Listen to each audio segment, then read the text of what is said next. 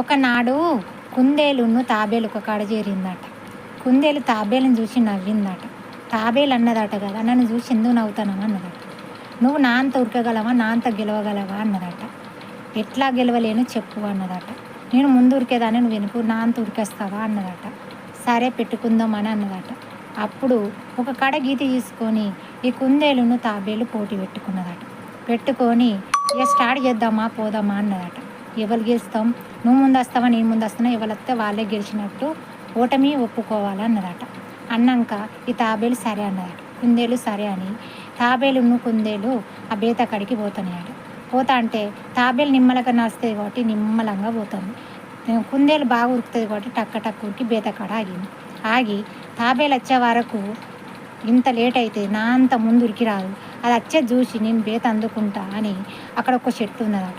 ఆ చెట్టు కింద మంచిగా నక్కి పండుకున్నదట.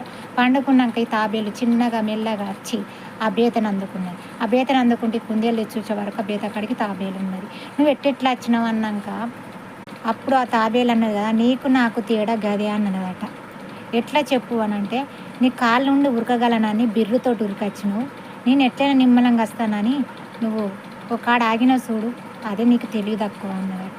చూసినావా కుందేలుకును తాబేలుకు తేడా.